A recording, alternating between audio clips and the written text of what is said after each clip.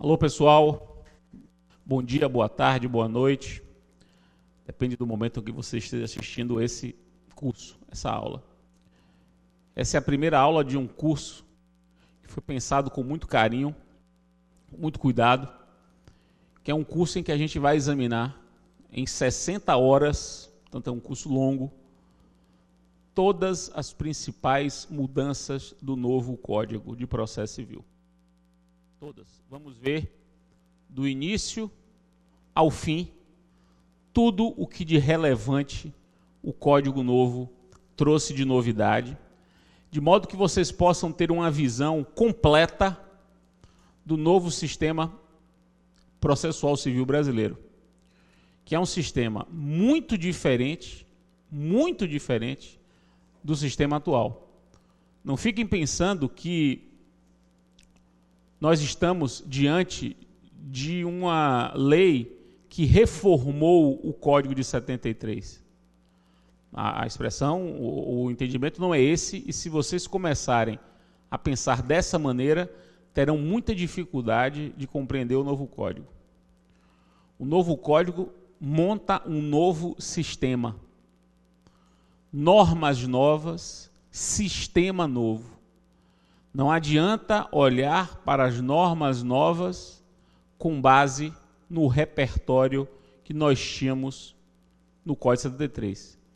É claro que não se apaga a história e também o conhecimento não surge do zero.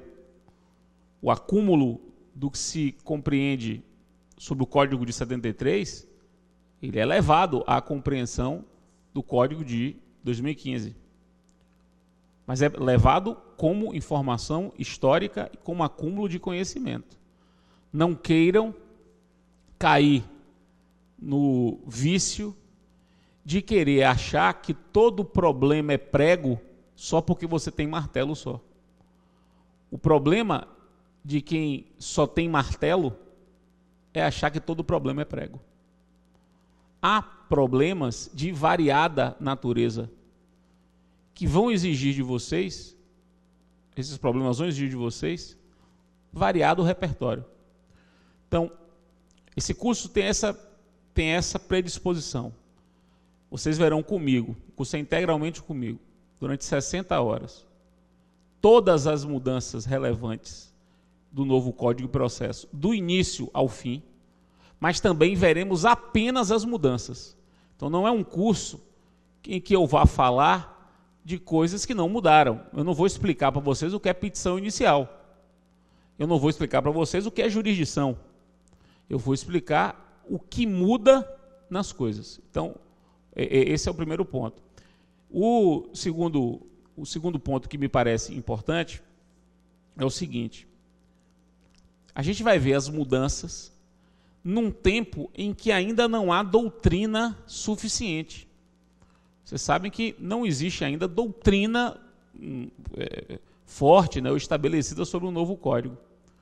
Mas há, meus caros, há um repertório doutrinário interessante sobre o novo Código, que é o repertório doutrinário dos enunciados produzidos pelo Fórum Permanente de Processualistas Civis, o FPPC, Fórum Permanente de Processualistas Civis, que é um encontro de doutrinadores, de processualistas, que se realiza a cada 6 meses, e nos 3 primeiros encontros que esses processualistas promoveram, eles produziram mais de 300 enunciados sobre o novo Código. Esses enunciados do Fórum Permanente de Processualistas Civis acabam sendo uma primeira doutrina sobre o novo Código, uma doutrina bem interessante, porque esses enunciados somente podem ser aprovados por unanimidade. Então vejam, são enunciados aprovados por uma unanimidade de um plenário de 250 pessoas. 250 pessoas aprovam por unanimidade determinados enunciados sobre o novo Código, e isso acaba funcionando como uma boa pauta, um bom roteiro para a gente começar a compreender o novo Código. Então, eu não vou indicar bibliografia por hora, não vou indicar bibliografia por hora, porque ainda não existe bibliografia que saiu. À medida que os livros forem saindo, eu vou divulgando. E para isso eu preciso que vocês me acompanhem. Me acompanhem no Facebook, na minha fanpage do Facebook, facebook.com/FredDidier. Acompanhe a minha fanpage, acompanhe o meu site, freddidier.com.br. Os endereços vão aparecer aqui embaixo, daqui a pouco, e vocês vão poder ver. Porque à medida em que os livros forem saindo, inclusive os meus próprios livros forem saindo, eu vou divulgando, tanto no site, quanto no Facebook. Então, por enquanto, eu não vou fazer divulgação de bibliografia, mas saibam que ao longo de todas as aulas eu vou falar, quando pertinente, nos enunciados do Fórum Permanente de Processualistas Civis, que, conforme eu disse, acabam sendo enunciados importantes, porque eles fornecem a primeira interpretação sobre o novo Código. Como essa é a primeira aula, eu também preciso explicar como é que vai ser a metodologia desse curso.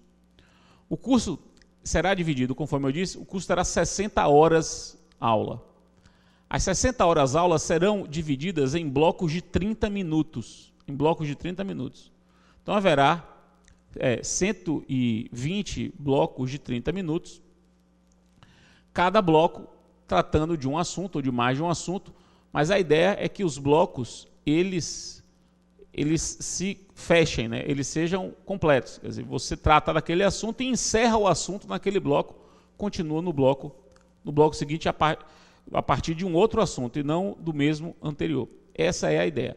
Se porventura houver necessidade de eu estender um pouco mais, aí eu faço um bloco de 1 hora em vez de 2 blocos de 30 minutos, aí eu fecho em 1 hora. Mas eu espero que isso não aconteça, espero que nós sigamos a regra de que os blocos tenham 30 minutos e sejam eles sempre fechados em um único assunto. Pois bem, feitas essas considerações, meus caros, vamos começar a nossa saga. E vamos começar com o primeiro assunto, primeira grande novidade, começar pela ordem do Código. Vamos tratar das normas fundamentais do processo civil. Normas fundamentais do processo civil, tal como regulado pelo CPC. Então vamos lá, meus caros, anotem aí, normas fundamentais. Primeira coisa que vocês têm de saber, e aí eu peço para Simonal colocar na tela o código. Primeira coisa que vocês têm de saber é a seguinte. Olha como é que o código começa. Simonal, joga na tela, por favor. Vejam como é que o código começa. Suba mais um pouquinho, Simonal. Suba. Você está descendo. Suba. Olha o que diz a primeira parte do código. Normas processuais civis, título único das normas fundamentais e da aplicação das normas processuais, capítulo 1, das normas fundamentais do processo civil. Então, cria-se aí uma categoria nova, a categoria das normas fundamentais do processo civil. O que eu quero que vocês percebam? Primeiro, esse primeiro capítulo do Código, o capítulo 1, ele tem 12 artigos. 12 artigos. Esses 12 artigos, eles não exaurem as normas fundamentais processuais. As normas fundamentais não estão todas nesses 12 primeiros artigos. Isso é a primeira coisa que vocês têm que saber. Esse rol não é um rol exaustivo. Há normas fundamentais que estão na Constituição e que não estão lá, como é o caso do devido processo legal. O devido processo legal não está nos 12 primeiros artigos do Código, mas ele é uma norma fundamental do processo civil que está na Constituição. Também não está nos 12 primeiros artigos do Código a proibição de prova ilícita. Proibição de prova ilícita também é uma norma fundamental que não está nos 12 primeiros artigos. Então, há normas fundamentais que estão na Constituição, portanto, fora desses 12 primeiros artigos. E há normas fundamentais que estão espalhadas ao longo do Código.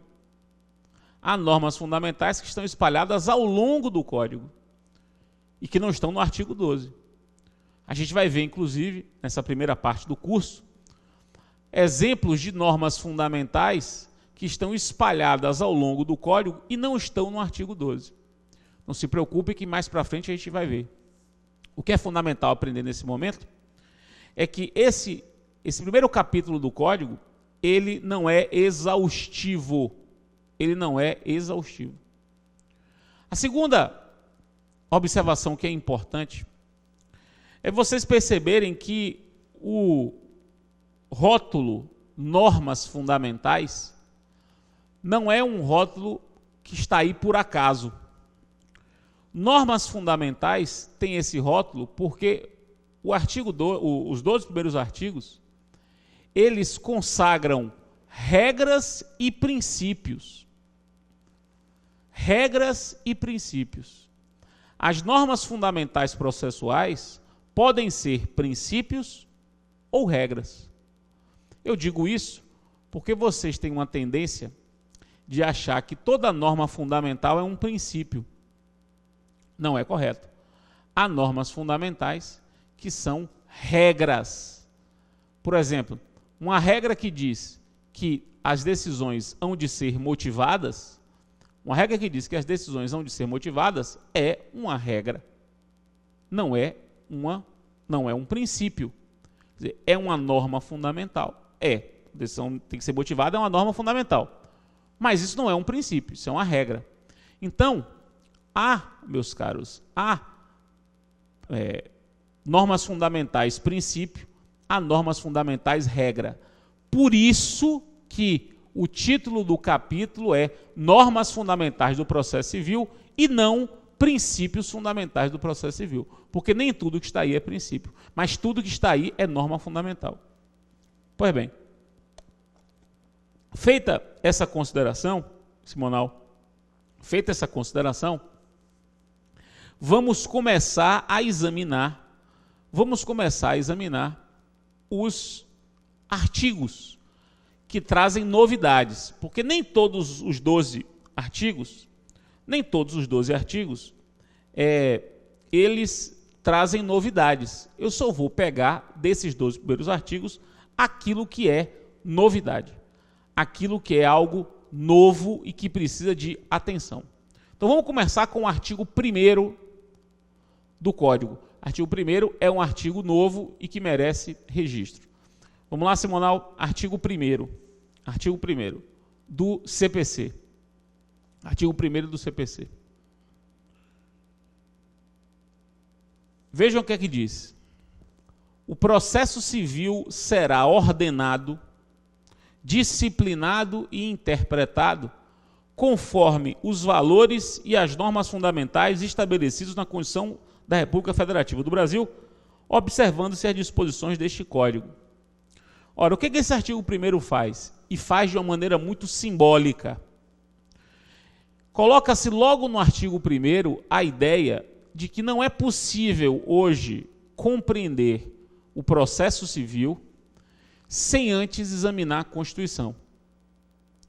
Todas as normas processuais devem ser aplicadas de acordo com a Constituição.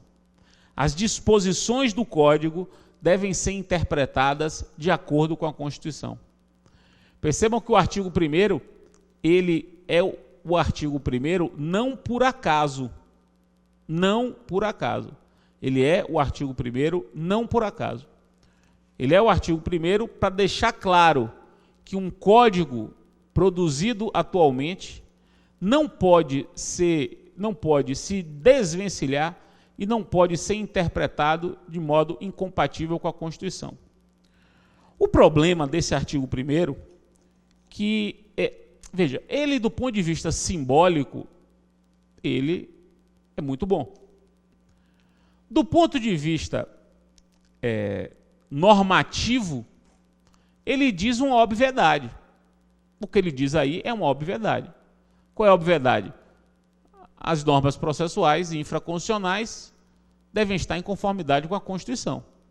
Isso é uma obviedade, não precisava nem estar aqui. O que ele diz é que a interpretação das normas processuais deve ser feita de acordo com a Constituição. É isso que ele diz. Mas isso é uma obviedade do sistema. E aí eu lhes pergunto, e deixo essa pergunta para vocês refletirem. Vem um artigo infraconstitucional, primeiro, para dizer que todas as normas processuais devem ser interpretadas em conformidade com a Constituição. Então, o artigo 1º do Código diz: as normas processuais devem ser interpretadas de acordo com a Constituição. Aí eu lhes pergunto, e se porventura o juiz não interpretar uma norma processual de acordo com a Constituição? Se porventura o juiz violar o artigo 1º do CPC? Se o juiz violar o artigo 1º do CPC, portanto, ele aplicar o CPC contra a Constituição. Ora, violou o artigo 1º do CPC, caberá recurso especial, porque violou um artigo de lei federal? Ou caberá recurso extraordinário, porque violar o artigo 1º do CPC, na verdade, não é violar o CPC, mas sim violar a Constituição? Veja qual é o problema. Quando você coloca na lei um texto que sintetiza uma norma que é constitucional, está no corpo do CPC, mas a norma que você extrai dele é uma norma constitucional, não é uma norma infraconstitucional. O que esse artigo 1º diz é que as decisões devem ser baseadas na Constituição. E se não forem? Se não forem, elas estão violando a Constituição ou estão violando o artigo 1º do CPC? Isso tem importância prática na elaboração do recurso especial, porque recurso especial só cabe quando a matéria é matéria de lei. E recurso extraordinário cabe quando a matéria é constitucional. Então, a violação ao artigo 1º do CPC é uma violação à lei, porque é o CPC, ou uma violação à Constituição? Me parece claro que aí a violação é a Constituição. Embora você viole supostamente o artigo 1º, o que o artigo 1º faz é apenas enunciar uma norma constitucional. A norma aí é constitucional. Esse artigo 1º é aquilo que se pode chamar de clone. Isso é um clone de uma norma constitucional. É como se a lei repetisse o texto constitucional. Uma lei que repete o texto constitucional, ela não transforma a norma em legal por causa disso. Uma lei que repete o texto constitucional continua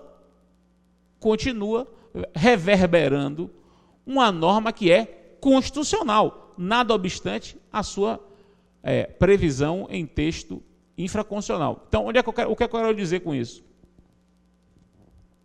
O que é que eu quero dizer? Eu quero dizer a vocês que esse artigo 1º, ele tem um caráter simbólico muito importante, porque ele firma uma premissa de que não é possível hoje pensar o processo em dissonância com a Constituição, ele firma essa premissa.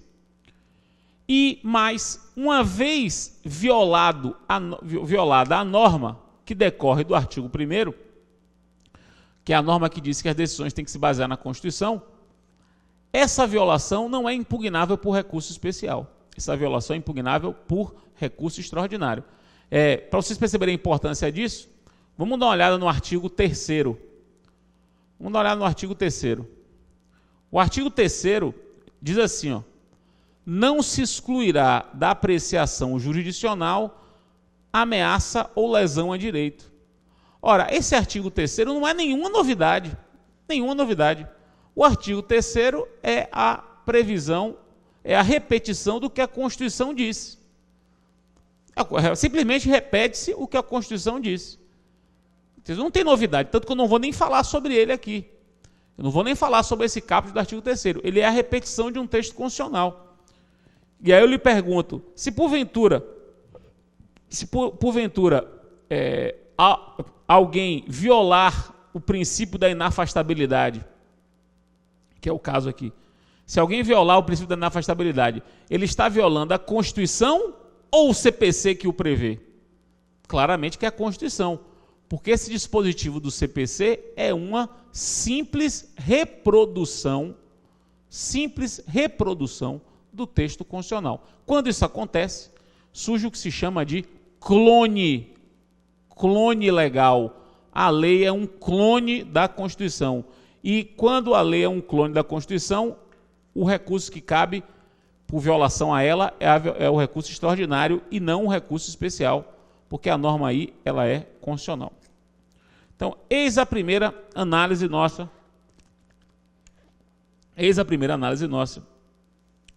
da fundamental nova, que é esse artigo 1º do CPC. Vamos agora, seguindo na ordem, vamos examinar o parágrafo 2º do artigo 3º. O parágrafo 2º do artigo 3º, ele estabelece uma nova norma fundamental. Essa é nova. Que norma fundamental é essa? É o princípio de promoção pelo Estado da solução por autocomposição. O princípio de promoção pelo Estado da solução por autocomposição. O que isso quer dizer? O que é que diz o parágrafo 2º do artigo 3º? O Estado promoverá, sempre que possível, a solução consensual dos conflitos. Ora, o parágrafo 2º do artigo 3º, meus caros, ele consagra um princípio agora. Um princípio de atuação do Estado.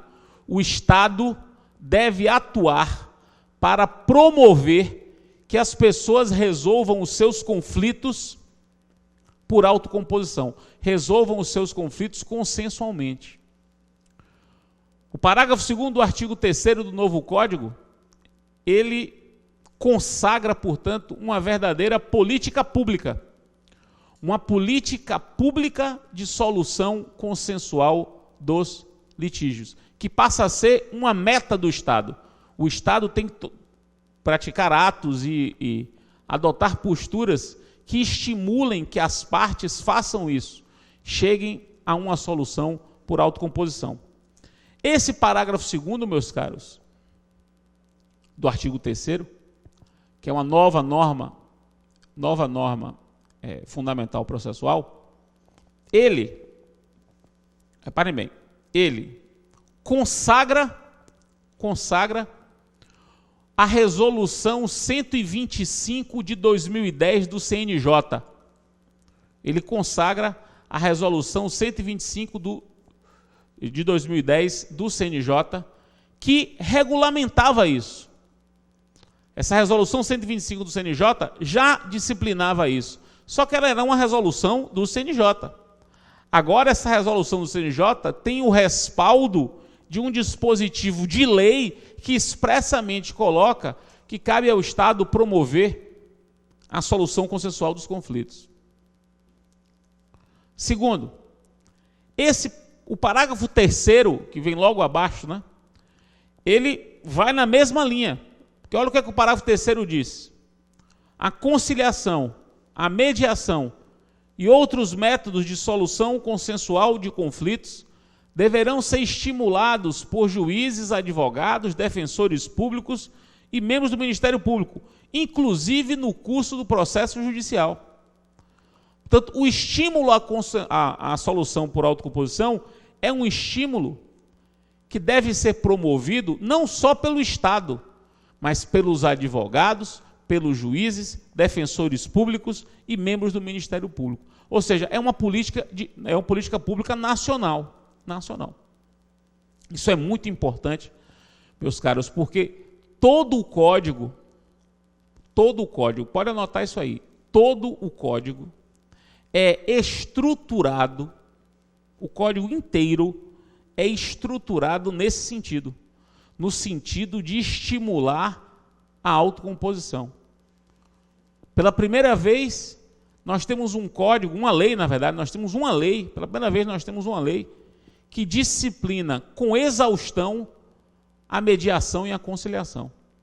Mediação e conciliação, meus caros, estão assim exaustivamente regradas no Código Novo. Exaustivamente. Tem um pedaço só para eles. A gente vai tratar disso aqui. Um dos pontos do nosso curso vai ser esse assunto. Exaustivamente regrados. Eu me lembro que eu era aluno da faculdade, há muitos anos atrás, em 1996. Eu estudava Direito na graduação, quando o Ministério da Justiça mandou um projeto de lei para regular mediação e conciliação. 1996. Agora, isso foi incorporado em lei no CPC. Por quê? Porque o Estado brasileiro reconheceu, o instituiu, atribuiu a si próprio o dever de promover a solução por autocomposição. Então o Código, ele vai nessa linha, dedica um capítulo inteiro à mediação e conciliação. O Código coloca que o primeiro ato do processo, depois da petição inicial, vai ser uma audiência de tentativa de conciliação. A gente vai aprender aqui que agora o procedimento comum é um procedimento que começa e o primeiro ato depois da instauração do processo é marcar uma audiência para ver se as partes conciliam antes mesmo da apresentação da resposta. Quer dizer, você estrutura o procedimento para estimular a solução por autocomposição. O mesmo código, ele estimula que as partes se autocomponham também, vejam, dispensando o pagamento de custas,